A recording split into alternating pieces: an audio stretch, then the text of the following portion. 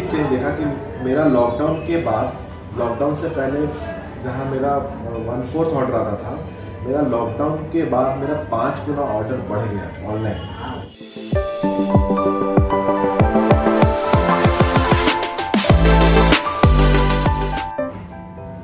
पाँव जमीन पर और ख्वाब आसमान के रखना, पाँव जमीन पर और ख्वाब आसमान के रखना, बदल देना किस्मत अपनी, सफलता का स्वाद मेहनत से चुकना। नमस्ते, मैं सृष्टि आप सभी का स्वागत करती हूँ हमारे YouTube चैनल जिसका नाम है journal Srishti Gupta the media girl. आज हमारे साथ मौजूद हैं आस्तिक पटना, जो कि पटना के जाने माने कैफे डाउनटाउन के ओनर हैं और साथ ही साथ एक सिविल इंजीनियर भी हैं। तो चलिए उनसे बातचीत शुरू करते हैं।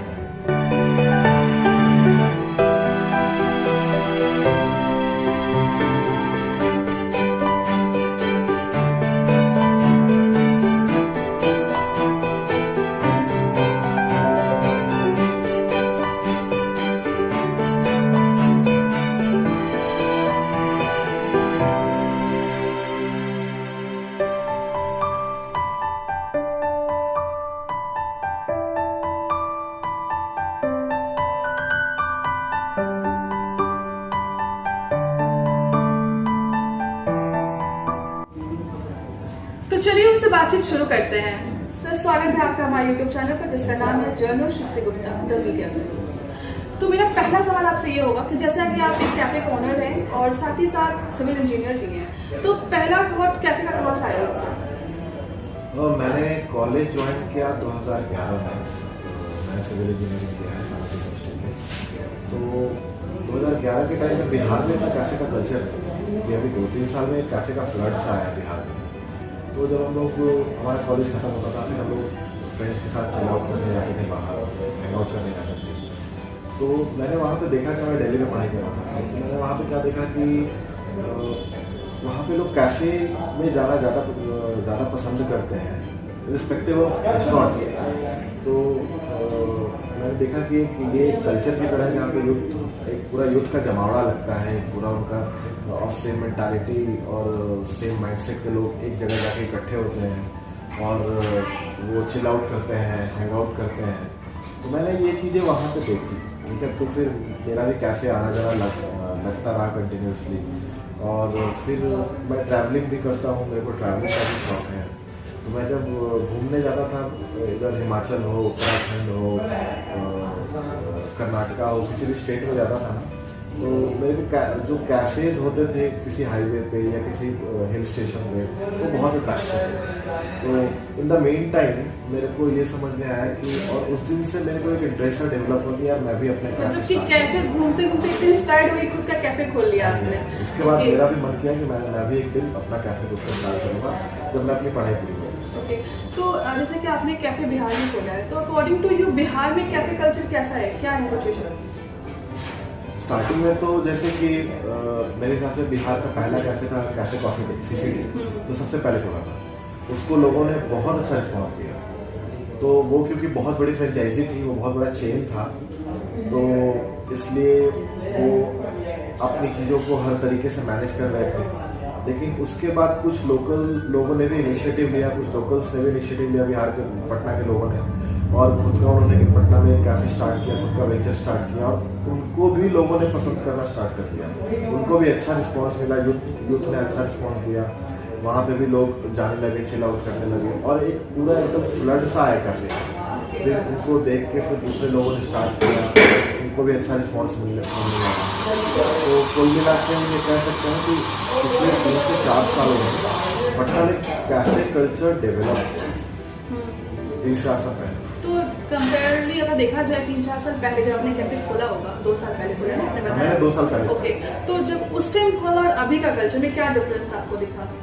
जैसे कैफेज तो बहुत खुले बीच में 2018 से लेकर 2021 तक 3 सालों में कैफेज बहुत खुले, लेकिन जिन्होंने अपना टेस्ट को मेंटेन रखा, अपने एम्बियंस को मेंटेन रखा, एक स्टाफ में डिसिप्लिन रखा, और एक होता है हॉस्पिटैलिटी, ये एक आर्ट है। हॉस्पिटैलिटी सबके बस की बात नहीं है। और मेहमान नवाजी जिसको बोलते हैं, कस्टमर को सेटिस्फाइड करना, कस्टमर को हर वे में सेटिस्फाई करना, इधर टेस्ट हो या फिर सर्विस हो।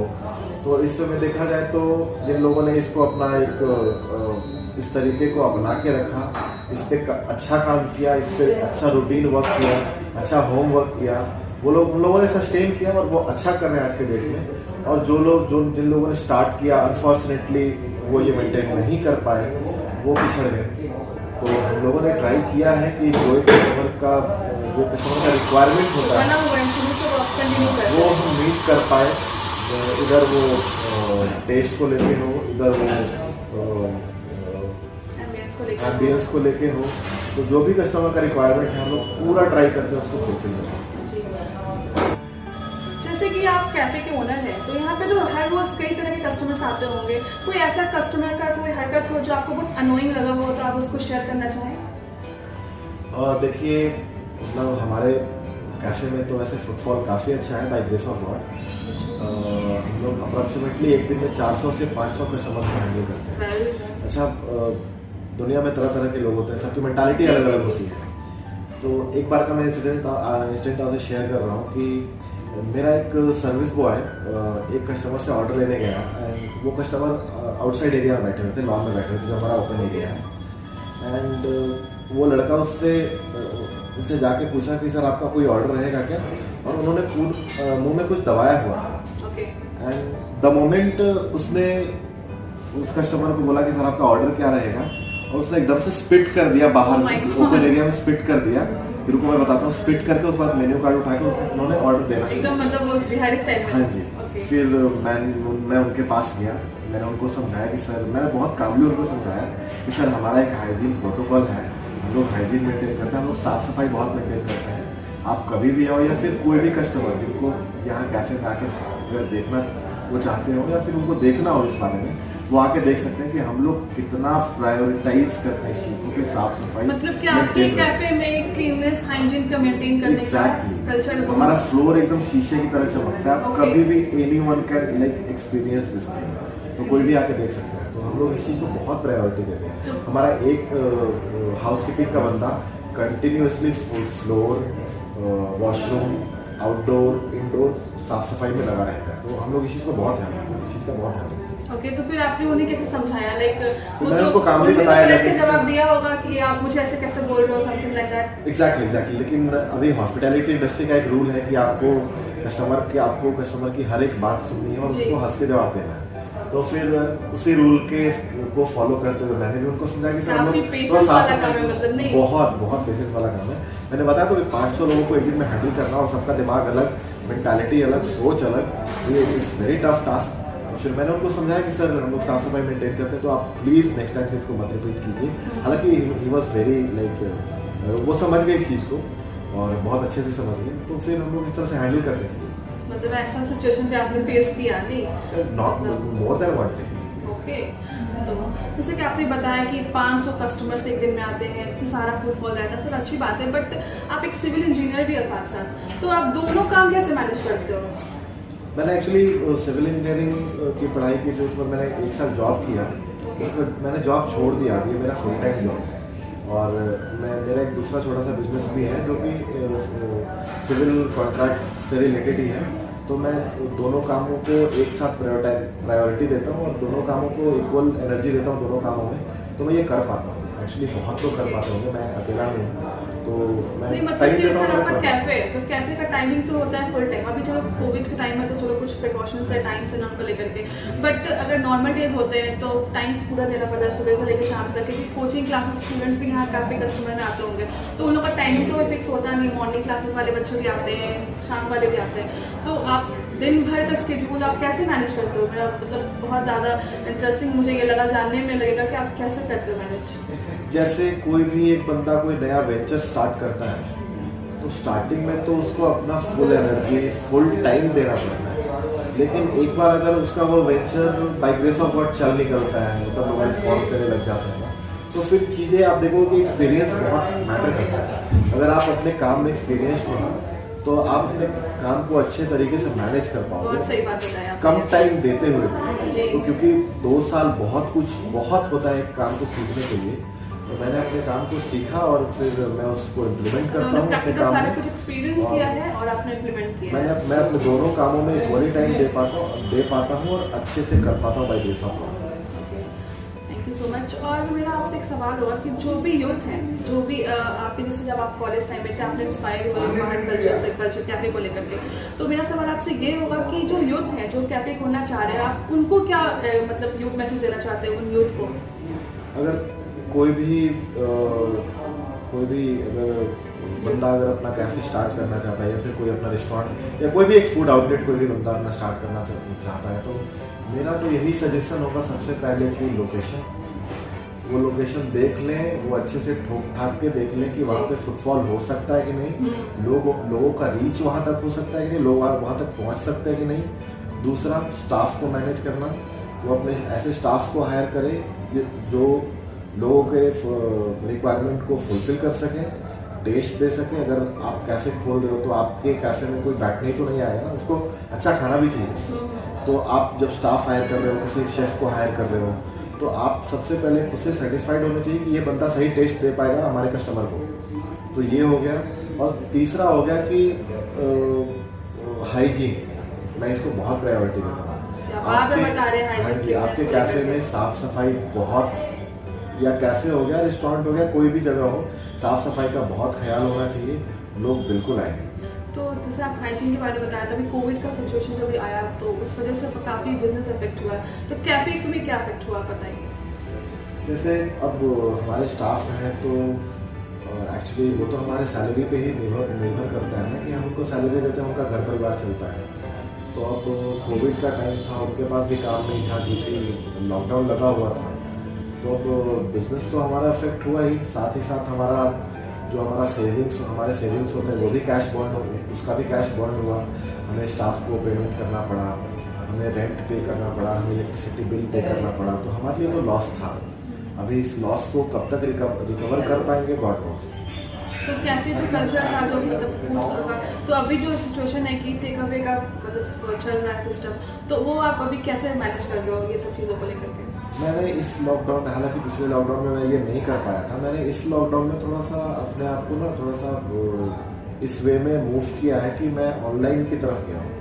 मैंने जैसे ऑनलाइन प्लेटफॉर्म्स हैं बहुत सारे, जोमेटो, स्विगी, और भी आप खुद से भी कस्टमर्स को ऐसा मतलब हम अपने कस्टमर का बेस बना सकते हो, उनका डाटा लेके, उनका कॉन्टैक्ट्स लेके आप खुद का उनका एक लिस्ट तैयार कर सकते हो।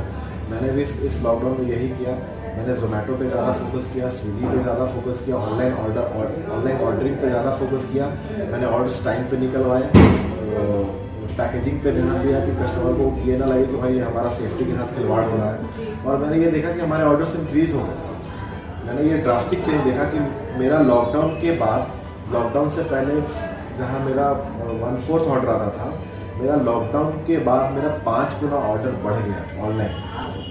मेरे ऑर्डर्स 5 गुना बढ़ गए क्योंकि मैंने बहुत ध्यान दिया ऑनलाइन ऑर्डरिंग पे। मतलब कि डिजिटल प्लेटफॉर्म आप पूरा उसको यूटिलाइज करते हो। एग्जैक्टली। और मैंने कस्टमर्स के बहुत सारे कॉन्टैक्ट्स अपने पास रखे हुए थे, मैंने उनको कॉल करके, मतलब आपने पूरा डेटा रिकॉर्ड करके रखा हुआ है कि जहाँ पे कस्टमर्स आप इजीली कांटेक्ट कर सकते हैं। मैं डेली बेसिस पे उनको मैसेज करता था पर्सनली कि आप हमारे कैफे से ये ऑर्डर कर सकते हो। मैं अपने लेवल से भी उनको डिस्काउंट देता था। हमारे पास 1-2 राइडर्स भी थे जो ऑर्डर को पहुंचाते थे कस्टमर तक, और फिर हमारे पास कस्टमर्स के भी कॉल आते थे पर्सनली, जोमेटो से भी ऑर्डर आया, स्विगी से भी ऑर्डर आया। तो इस लॉकडाउन में ना मैंने थोड़ा सा डैमेज कंट्रोल किया, जो कि मैं पिछले लॉकडाउन में नहीं कर पाया। मतलब कि आपका जो ये मेन रोल रहा, की रोल आपका यही रहा कि आपने डिजिटली बहुत मतलब ध्यान दिया चीज़ों को लेकर के। तो जो लोग भी कैफे चलाते हैं अभी और उनको इफेक्ट पड़ रहा है उनके काम पर, तो आप लोग डिजिटली मतलब प्लेटफॉर्म को यूटिलाइज करिए, और उसका काफ़ी अच्छा यूज़ आस्तिक जी बता रहे हैं जिस तरीके से कि उसका यूटिलाइज करके उन्होंने अपने जो भी रेट था, जो भी प्राइस था, सब लोगों से कॉन्टैक्ट किया अपने हर कस्टमर को लेकर के, तो काफ़ी इंक्रीज और काफ़ी इंप्रूवमेंट दिख रहा है। तो आपका जब नॉर्मल डेज कैफे हुआ करता था, तो आप उस टाइम जोमेटो स्विगी करते थे?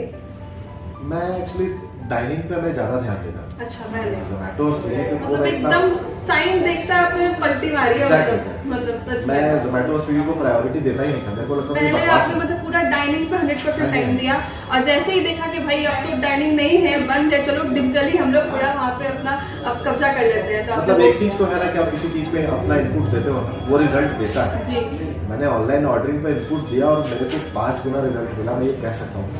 वाओ, तो मतलब ये प्रूव आप कर चुके हैं इस चीज़ को लेकर के। चलिए, थैंक यू सो मच, आपसे बात करके बहुत अच्छा लगा। और मेरे चैनल के बारे में कुछ बोलना चाहेंगे? नहीं, आप keep doing the same work that you guys are doing, और मेरी तरफ से आपको बहुत सारी शुभकामनाएं। तो ये थे आज के आस्तिक जी, उन्होंने बताया कैफे कल्चर के बारे में, बिहार में कैफे कैसे चलता है, क्या कल्चर और कहाँ से इंस्पायर हुआ है। तो ऐसे ही खबरों को आप देखने के लिए देखते रहें हमारे यूट्यूब चैनल को, और हमारे चैनल को सब्सक्राइब करें। Thank you so much.